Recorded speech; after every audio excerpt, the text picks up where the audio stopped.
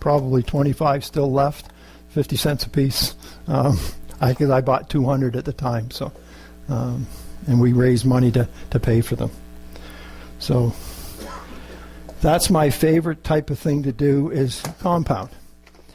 About 2 years ago, and I know Leroy made a ton of them to sell. Don's made some. They're called birdhouses. And naturally.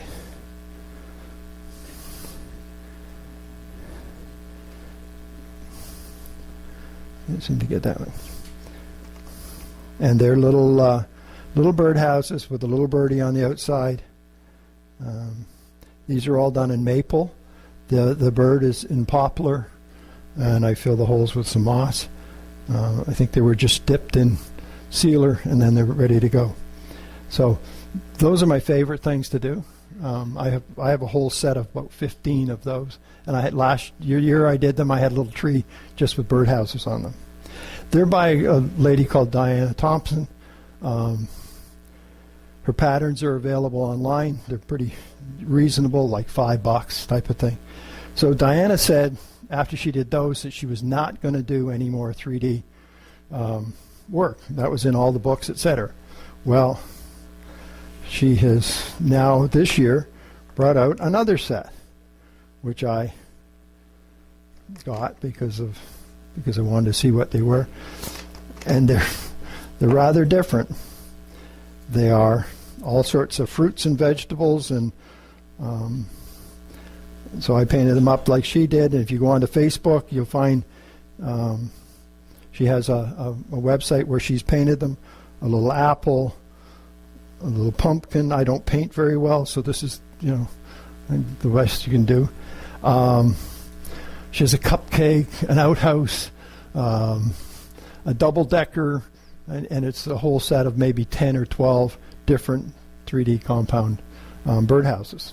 New, different, whether the boys in the U.S. at the one time was getting about $12 for one of these. Then I heard $5, 2 for $7.50. The price kept going down, but if somebody's in the crafts world, they were the big seller about 2 years ago. So that's it.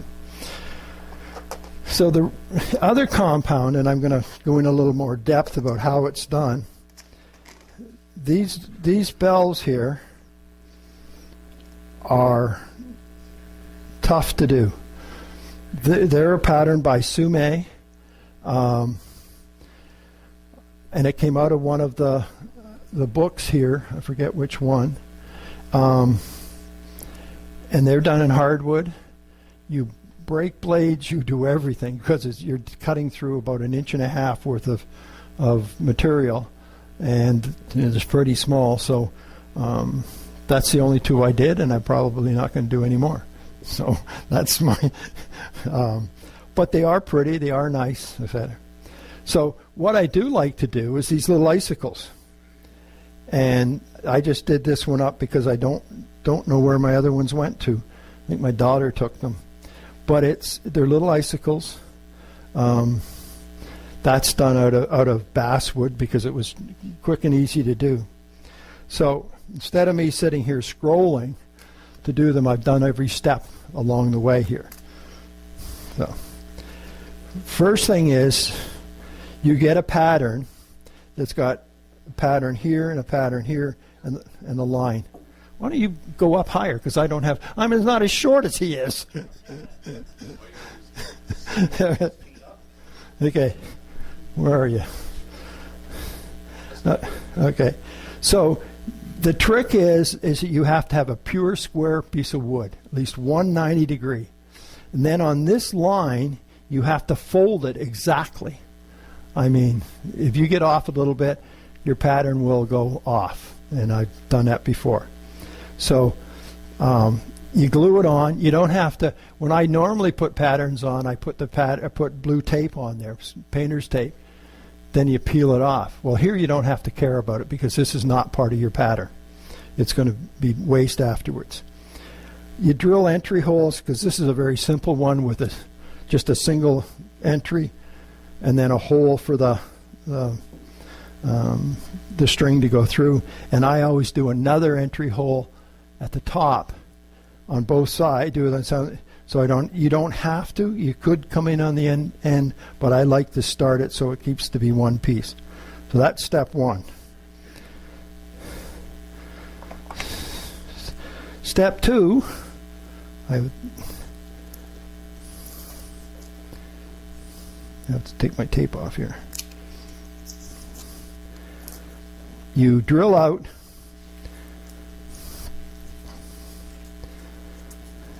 whatever internal cuts there are. And in this case, that was cut number one. Cut number two, it comes like that. And now you've got your little center hole. Okay, so nothing too dramatic. Step three is right here. Okay, this is, you see the holes are out, and then take my tape off. You cut one of the sides all the way through, and you get the piece like this. Okay, it doesn't look like much at this point in time.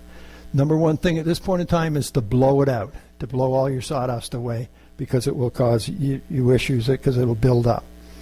So then what you do is you wrap all of this, and I use packing tape, wrap it all up in packing tape, and it's and you cut the other side that is here that has not been cut out yet. So let me take the tape off of this, and this is, you're all finished at this point in time. I don't know where I'm going. And you get to,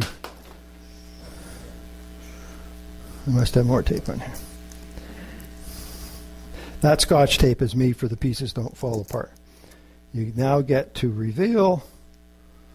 Hopefully it's there. Push it out.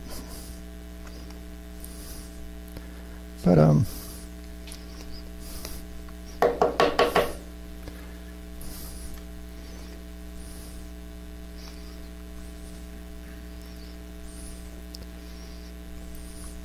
now I could cut the packing tape off. Yeah. So there it is, sawdust and all. Okay, and it's pretty good shape because you do start with a square. The other thing that Tom just mentioned is that when you do this type of work, your table saw has to be perfectly square. Your scroll saw, okay? Ba-da-da. Now, mine is always in pretty good shape because I always leave it square. So if I do anything on an angle, I always reverse it at the end, and then I take a piece of wood, I cut it this side, turn it around the back side, and make sure it's square. And I always leave my table that way, so I know it's square because I do it. So that's icicles. And that's how you do compound deal. And there's a lot of them. Rob?